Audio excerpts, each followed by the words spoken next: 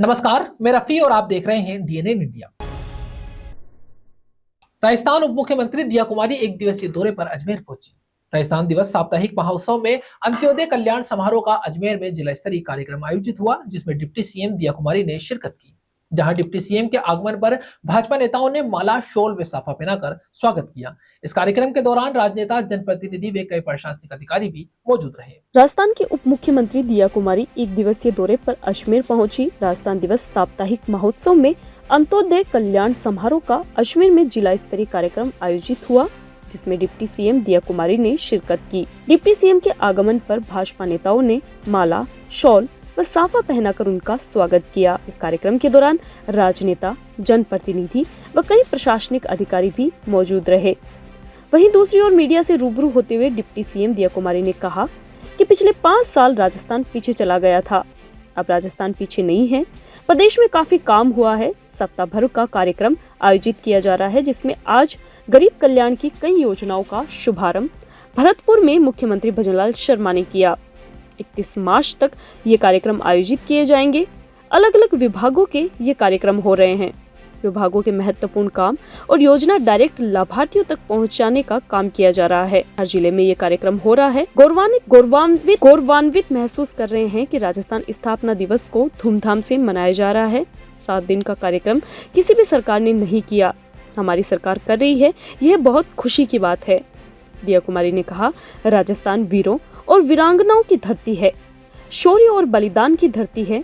पूरे विश्व में राजस्थान की संस्कृति व विरासत का गुणगान किया जाता है। हम सबको गर्व है कि हम राजस्थानी हैं। राजस्थान को एक नई दिशा मिली है। 2023 में जैसे ही सरकार आई, उस समय से अभी तक हर जनप्रतिनिधि, सरकार के एमएलए, मंत्री, हर व्यक्ति मिलकर राजस्थान को आगे ले जाने का प्रयास कर रहा है।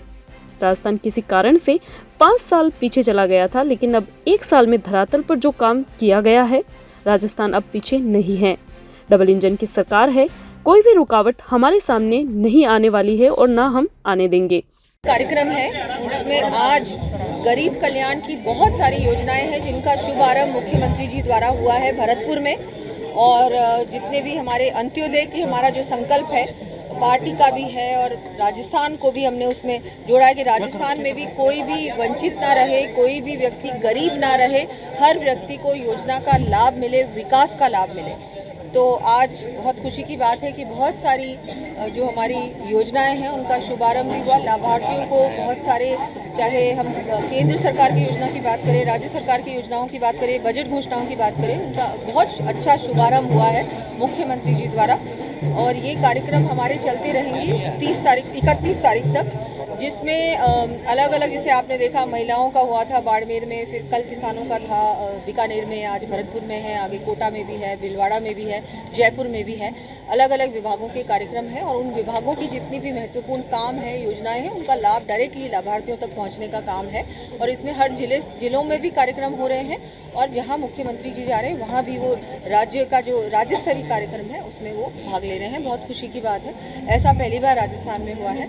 हम सभी गौरवान्वित महसूस कर रहे हैं कि हमारे राजस्थान स्थापना दिवस को इतनी बड़े धूमधाम से मनाया जा रहा है। 7 दिन का कार्यक्रम पहली बार किसी भी सरकार ने किया है राजस्थान में, ये हम सभी के लिए बहुत खुशी की बात। संभाग के सबसे बड़े जवाहरलाल नेहरू अस्पताल में रेजिडेंट डॉक्टर और नर्सिंग स्टाफ के बीच हाथापाई की घटना सामने आई, जहां पूरी घटना एनआईसीयू वार्ड की बताई जा रही है। संपूर्ण मामला सीसीटीवी कैमरे में कैद हो गया। इस पूरे मामले में सामने आने पर वार्ड में भीड़ लग गई। दोनों पक्षों को बाकी स्टाफ ने शांत कराया। प्रिंसिपल डॉक्टर अनिल सामरिया और हॉस्पिटल अधीक्षक डॉक्टर अरविंद खरे दोनों पक्षों से बात कर रहे हैं। संभाग के सबसे बड़े जवाहरलाल नेहरू अस्पताल में आज सुबह रेजिडेंट डॉक्टर और नर्स स्टाफ के बीच हाथापाई की खबर सामने आई है, जहां यह पूरी घटना एनआईसीयू वार्ड की बताई जा रही है। संपूर्ण मामला सीसीटीवी कैमरे में कैद हो गया है। इस पूरे मामले के सामने आने पर वार्ड में भीड़ लग गई। दोनों पक्षों को बाकी स्टाफ ने शांत करवाया। प्रिंसिपल डॉक्टर अनिल सामरिया और हॉस्पिटल अधीक्षक डॉक्टर अरविंद खरे दोनों पक्षों से बात कर रहे हैं। डॉक्टर चंद्र प्रकाश ने बताया, एनआईसीयू वार्ड की घटना है। कहा कि मुझे जान से मारने की कोशिश की गई है। उन्होंने कहा, मैं सुबह ड्यूटी पर पहुंचा था, बच्चे से रिलेटेड काम के लिए स्टाफ को बोला था। स्टाफ के अनसुना करने पर नर्सिंग स्टाफ के इंचार्ज से शिकायत करने गया था। वहां मेल नर्स सुरेश और विनोद मौजूद थे। इस दौरान सुरेश ने बदतमीजी की, काम के लिए मना कर दिया, धक्का मुक्की कर मारपीट शुरू कर दी। उसने चप्पल से मारा, लोहे की प्लेट से भी सर पर हमला किया। नर्सिंग के अन्य साथी स्टाफ भी मुझे पकड़कर उनका सपोर्ट कर रहे थे। यह पूरी घटना सीसीटीवी में कैद हुई है। इस मामले में थाने पर शिकायत देकर कार्रवाई करने की मांग की जाएगी। स्टाफ को भी सस्पेंड करने की मांग की गई है। घटना के बाद नर्सिंग स्टाफ के साथ ही रेजिडेंट डॉक्टर्स भी इकट्ठा हो गए। दोनों पक्ष मामले में कार्रवाई करने की मांग कर रहे हैं। प्रिंसिपल डॉक्टर अनिल सामरिया, अधीक्षक डॉक्टर अरविंद खरे हॉस्पिटल पहुंचे हैं। अधीक्षक कक्ष में पहले नर्सिंग स्टाफ को बुलाकर घटना की जानकारी ली गई। उनके बाद डॉक्टर को बुलाकर घटना की जानकारी ली जा रही है। रेजिडेंट डॉक्टर्स एसोसिएशन के अध्यक्ष डॉक्टर दिलराज ने बताया, डॉक्टर की ओर से अपनी ड्यूटी की जा रही थी। सिर्फ बच्चे से संबंधित स्टाफ को निर्देश दिए थे। नर्सिंग स्टाफ को शिकायत की थी। इसके बाद नर्सिंग स्टाफ सुरेश ने डॉक्टर को पकड़कर पीटा, चप्पल और ट्रे से हमला किया। हमारे साथी को न्याय मिले। आज इंडिया में 9:26 के आसपास में मेरे रेजिडेंट साथी हैं, उनके साथ नर्सिंग स्टाफ द्वारा मारपीट की गई थी और मारपीट करने के साथ साथ में उन्होंने सरकारी कार्य में बाधा डाली, राजकाज में बाधा डालने की कोशिश की। मरीज को लेकर अगर कोई आदमी निर्देश दे रहा है तो उसको पालना करना ड्यूटी के स्टाफ का फर्ज बनता है। ये मारपीट करना कहीं का भी उचित नहीं है। काम के लिए मैंने स्टाफ को बोला, उन्होंने अनसुना किया तो मैं अंदर जहाँ पे वर्किंग स्टेशन है वहाँ पे मैंने जाके इंचार्ज से इस बारे में बात करने की कोशिश करी। तो इंचार्ज ने पहले तो उस बात को नकार दिया। नकारने के बावजूद एक तो बात को नकारा, फिर साथ में साथी स्टाफ सुरेश और विनोद दो लोग वहीं मौजूद थे। सुरेश ने पहले तो मेरे साथ पहले बदतमीजी की कि पहले के काम से मना किया कि ये काम से बिल्कुल मना कर दिया। फिर उसके बाद मेरे साथ बदतमीजी, गाली गलौज वो स्टार्ट कर दिया। फिर मेरे को धक्का मुक्की स्टार्ट की। धक्का मुक्की करके पहले सुरेश और पीछे से मेरे को दूसरे साथी स्टाफ विनोद ने मेरे को पीछे से पकड़ लिया। पकड़ के दूसरे ने मतलब पहले तो मेरे को धक्का मुक्की करता रहा, फिर चप्पल उठा के मारने लगा। और उसके बाद इतने पे ही वो रुका नहीं और उसके बाद एक बहुत धारदार हथियार से बिल्कुल प्लेट, लोहे की प्लेट से मेरे सर पे मारा और उसमें मार के फिर इतने तक भी इनके साथी स्टाफ सिर्फ मेरे को पकड़ के रखे और उसको 1% भी किसी ने कोई छुड़ाने के लिए नहीं आया। कारण क्या हुआ था? सीसीटीवी बच्चे से रिलेटेड एक काम के लिए मैंने बोला था इनको, जिसके लिए इन्होंने बिल्कुल ऐसे मना किया। तो मैंने इंचार्ज से जाके इस बारे में बोलने की कोशिश करी तो उनका भी बिल्कुल नेगेटिव रवैया था इस बारे में। और साथ में फिर स्टाफ ने मेरे साथ बहस स्टार्ट कर। स्टाफ ने कहा है कि आपने पहले स्टाफ मैंने काम के लिए बोला था तो काम नहीं मानने पर मैंने उसको बोलने की कोशिश करी तो मेरे साथ ये सब कुछ। आप क्या कर रहे हैं? आप शिकायत दे रहे हैं? मैं शिकायत दे रहा हूँ। आज सुबह 8:30 बजे जब हमारे नर्सिंग अधीक्षक आए थे, हमारे इंचार्ज आई थी, तो उनके साथ में डॉक्टर सीपी थे जो पहले से ही भड़के हुए थे। और उन्होंने आके रात को उनको फ़ोन करके मतलब परेशान भी करता है। रात को 8-10 बजे उनको फ़ोन करता है स्टाफ को, नर्सिंग घर पे फीमेल को 8-10 बजे फ़ोन करता है। और फिर आके आज सुबह जब 8:30 बजे आए थे वो ड्यूटी पर, जैसे ही उन्होंने ड्यूटी लगाने की मतलब शेड्यूल बनाया था, और डॉक्टर सीपी चंद्र प्रकाश आके और उनको बोल रहा है केप मार्क्स कहाँ, केप मार्क्स को लेकर इतना बड़ा हंगामा कर दिया। उनको तो तड़ाके से बात कर रहा है, गाली गलौज कर रहा था। इसी बीच में मैं उनको समझाने बचाने के लिए उनको बताने के लिए गया था। उसमें मेरे को धक्का देके हाथापाई करने लग गए और मेरे को गाली गलौज करके कपड़ा वपड़ा फाड़ दिया। ये NICU मीडिया NICU का। और लोगों ने इसकी शिकायत भी दी है? हाँ जी, शिकायत दी है इसकी? हाँ, मैंने नर्सिंग अधीक्षक को शिकायत दी है और हॉस्पिटल अधीक्षकों को भी शिकायत दी है। और ये डॉक्टर है जो रात को 8-10 बजे इंचार्जों को फोन करके भी परेशान करते रहे। राजस्थान लोक सेवा आयोग में नए पद सृजित करने की मांग पर अब तक कोई सकारात्मक कार्यवाही नहीं होने से आक्रोशित आयोग कार्मिकों ने RPSC के परिसर में काली पट्टी बांधकर विरोध प्रदर्शन किया, जहां कार्मिकों ने विरोध करते हुए कहा कि 3 व 4 अप्रैल को पेन डाउन हड़ताल करेंगे। इसके बाद सामूहिक अवकाश व कार्मिक अनशन किया जाएगा। राजस्थान लोक सेवा आयोग में नए पद सृजित करने की मांग पर अब तक कोई सकारात्मक कार्यवाही नहीं होने के आक्रोशित आयोग कार्मिक ने RPSC के परिसर में काली पट्टी बांधकर विरोध किया। कार्मिकों की संयुक्त संघर्ष समिति के अध्यक्ष दयाकर शर्मा ने कहा कि राज्य सरकार ने विभिन्न विभागों में भर्ती की घोषणा की है। आयोग ने वर्ष 2025 का परीक्षा कैलेंडर भी जारी कर दिया है।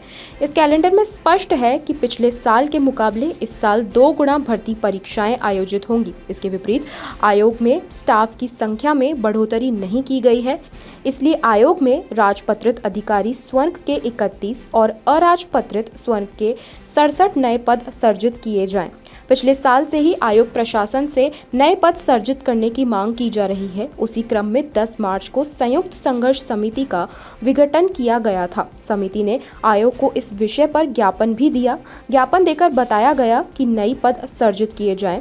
यदि ऐसा नहीं होता है तो 27 मार्च से कार्मिक आंदोलन करेंगे, परंतु ज्ञापन देने के बावजूद सकारात्मक कार्रवाई नहीं होने के चलते आज कार्मिक ने काली पट्टी विरोध प्रदर्शन किया। 3 व 4 अप्रैल को पेन डाउन हड़ताल करेंगे। इसके बाद सामूहिक अवकाश व कार्मिक अनशन किया जाएगा। कार्मिकों ने चेतावनी देते हुए कहा कि यदि मांग पूरी नहीं होती है तो वह उग्र आंदोलन करेंगे और इस आंदोलन की संपूर्ण जिम्मेदारी प्रशासन की होगी। राज्य सरकार की मंशानुसार भर्ती को तेजी से करने के लिए आयोग कटिबद्ध है। इस हेतु आयोग ने अभी हाल ही में 2025 का रिकॉर्ड परीक्षा कैलेंडर जारी किया है। इसमें 80 दिन तक परीक्षा आयोजित की जाएगी। 152 परीक्षाओं का आयोजन 1 वर्ष में किया जाएगा। इसके तहत आयोग के सभी कार्मिकों ने माननीय आयोग प्रशासन के सामने पदों में वृद्धि हेतु मांग की थी। पिछले वर्ष से इस वर्ष 2 गुना परीक्षाएं आयोजित की जाएगी। तो कुछ मुट्ठी भर स्टाफ वृद्धि के लिए आयोग प्रशासन से यहाँ के कार्मिकों ने मांग की थी। इस हेतु आयोग प्रशासन को एक काफ़ी दिनों से पदों की वृद्धि हेतु निवेदन किया जाता रहा है, लेकिन आयोग प्रशासन ने कोई सकारात्मक इसमें प्रयास नहीं किए। इसी क्रम में एक संघर्ष समिति का गठन किया गया और संघर्ष समिति ने पिछले 15 दिन पूर्व ही आयोग प्रशासन को एक आंदोलन हेतु ज्ञापन दिया था, जिस पर इन्होंने कोई सकारात्मक कार्यवाही नहीं की। मजबूरन हमें आज काली पट्टी बांधकर विरोध प्रदर्शित करना पड़ रहा है। आगे क्या 3-4 तारीख का क्या रहेगा सर? हम 4 दिन तक काली पट्टी बांधेंगे और उसके बाद में हम पेन डाउन हड़ताल करेंगे।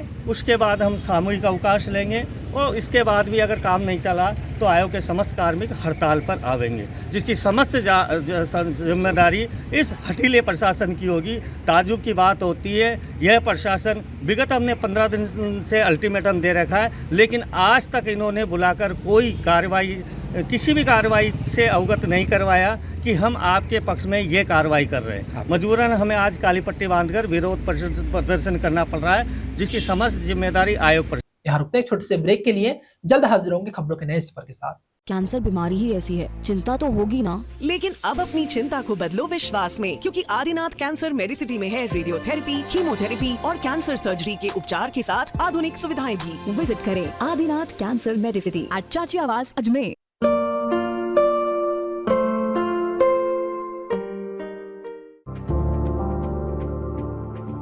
Excited? Holidays will be very boring for me.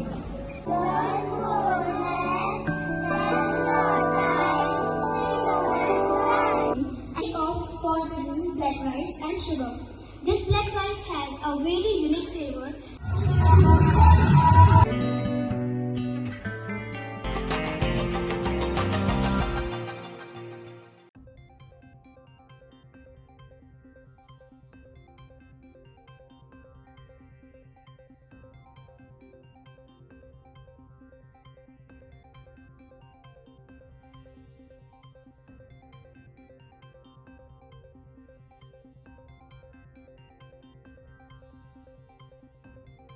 Ajmer के ब्यावर रोड DBN स्कूल के पास बने मंदिर को स्थानांतरित करवाने के लिए देवनगर विकास समिति ने प्रशासन से गुहार लगाई।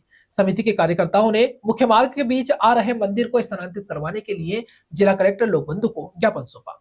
अजमेर के ब्यावर रोड DBN स्कूल के पास बने मंदिर को स्थानांतरित करवाने के लिए देवनगर विकास समिति ने प्रशासन से गुहार लगाई है। समिति के कार्यकर्ताओं ने इस विषय पर कहा कि मुख्य मार्ग के बीच में आ रहे मंदिर को स्थानांतरित करवाने के लिए वे सभी जिला कलेक्टर लोकबंधु को ज्ञापन सौंपेंगे। वहीं आमजन का कहना है कि ब्यावर रोड सुभाष नगर चुंगी के पास ओवरब्रिज बन रहा है। ब्यावर रोड से ब्रिज जहां से सुभाष नगर के लिए मुड़ रहा है, वहीं एक मंदिर भी बना हुआ है। अब ब्रिज और मंदिर के बीच मुख्य सड़क मार्ग सकड़ा हो गई है। इस मार्ग पर आवाजाही बाधित हो रही है। पास में स्कूल भी स्थित है। प्रतिदिन स्कूली बच्चे व क्षेत्रवासियों की आवाजाही रहती है। रोड सकड़ा होने से उस क्षेत्र में कई घंटों तक ट्रैफिक जाम जैसी स्थिति बनी रहती है और आए दिन दुर्घटना की स्थिति बनी रहती है। बच्चों का रोड के आसपास आना भी खतरे से खाली नहीं है। लोगों ने कहा कि भविष्य में किसी तरह की अनहोनी दुर्घटना से बचने के लिए मंदिर को शिफ्ट करना अति आवश्यक है। वहीं बताया कि जिसकी जमीन पर मंदिर बना हुआ है, उनको भी मंदिर शिफ्ट करने में किसी प्रकार की कोई आपत्ति नहीं है।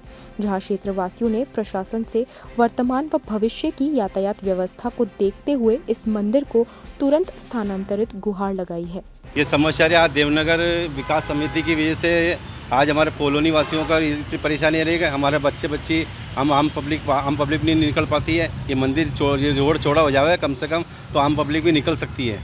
आज यहाँ स्कूल भी है और कॉलोनी वासी भी रहते हैं, सारे रहते हैं। कम से कम 250-300 का घर आराम से है और यहाँ बिल्कुल भी नहीं इतना आवाजाही में हमारे को इतनी परेशानी है। इसलिए हम गवर्नमेंट से मांग करते हैं, कलेक्टर साहब से मांग करते हैं कि ये मंदिर हटाया जाए, दूसरी जगह शिफ्ट किया जाए।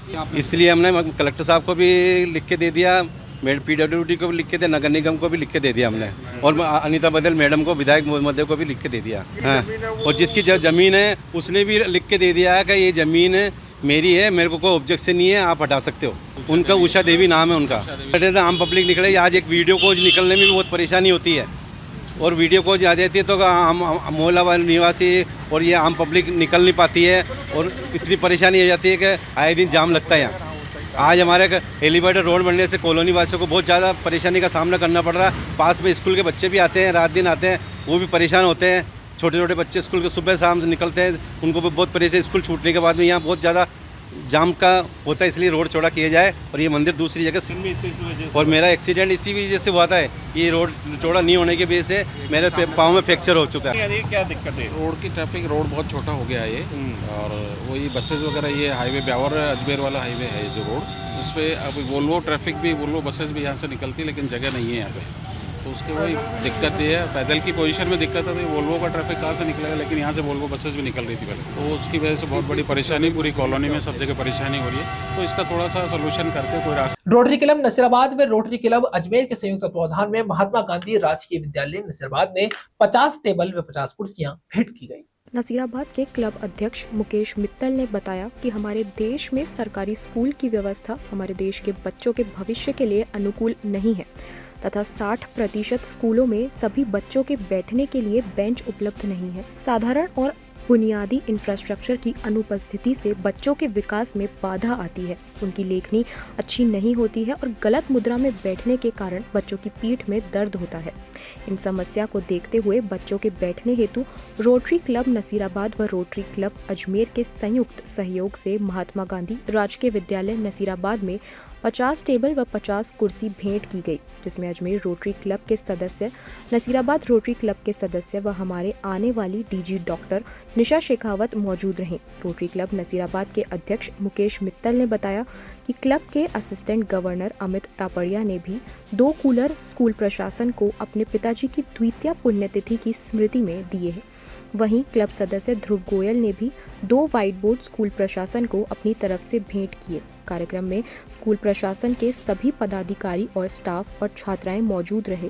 प्रेसिडेंट मुकेश मित्तल ने 2 वर्ष पूर्व में रोटरी क्लब नसीराबाद द्वारा बनाए गए फैसिलिटी सेंटर के बहुत अच्छी देखभाल करने के लिए स्कूल प्रशासन की तारीफ की और धन्यवाद दिया। आज रोटरी क्लब अजमेर और रोटरी क्लब नसीराबाद दोनों ने मिलकर महात्मा गांधी स्कूल नसीराबाद को 50 बेंचेस और 50 डेस्क डोनेट किया है। और ये काम जो है ये रोटरी क्लब चाहे नसीराबाद हो चाहे अजमेर हो, ये हमेशा से करता आ रहा है। पिछले 7-8 साल से हमने बेसिक एजुकेशन और लिटरेसी को अपना मिशन बना रखा है। हर थोड़े टाइम में कुछ गवर्नमेंट स्कूल्स को हम इक्विप कर रहे हैं कि बच्चों को जहाँ जहाँ बैठने की सुविधाएं नहीं हैं, स्पेशली हायर क्लासेस में, क्योंकि क्लास 9, 10, 11, 12 वो क्लासेस हैं जहाँ पे बच्चों का सबसे इम्पॉर्टेंट प्राइम स्टडीज़ का टाइम होता है। और कई बार देखा है कि कुछ गवर्नमेंट स्कूल्स में बिना फर्नीचर के बच्चों की अटेंडेंस प्रॉपर नहीं है, बच्चों की पढ़ाई ढंग से नहीं हो पा रही है। तो हमने एक मिशन के तहत, रोटरी क्लब अंतर्राष्ट्रीय संस्था है जो सभी ह्यूमैनिटेरियन प्रोजेक्ट्स में काम कर रही है, बट हमने अजमेर और नसीराबाद में थोड़ा सा एजुकेशन को एक प्रायोरिटी बेसिस पे काम कर रहे हैं कि जितने स्कूल्स को हम, स्पेशली हायर क्लासेस को, जितने स्कूल्स को हम कवर कर पाएँ। तो पिछले 5-6 साल में हमने कम से कम 10-12 स्कूल्स को कवर करा है और फर्नीचर्स प्रोवाइड कर रहे हैं। और मुझे लगता है कि बच्चों को इससे फ़ायदा होगा, स्कूल्स को और बच्चों को सबसे अच्छा तब महसूस होता है जब वो क्लास में बैठ के अच्छे एक फर्नीचर पे बैठ के पढ़ाई करते हैं, तो उनकी खुद की जो सेल्फ एस्टीम है वो बहुत इम्प्रूव होती है। तो मुझे लगता है कि स्कूल को और सबको बहुत बेनिफिट होगा। और मेरे साथ रोटरी क्लब नसीराबाद के कुछ मेंबर्स हैं और आज एक छोटा सा फंक्शन करा है, बच्चों ने बहुत अच्छी तरह से तैयारी करी है उस फंक्शन की। खबरों के सफर में अब सिर्फ इतना ही, फिर हाजिर होंगे खबरों के नए सफर के साथ। तब तक के लिए दीजिए इजाजत, नमस्कार।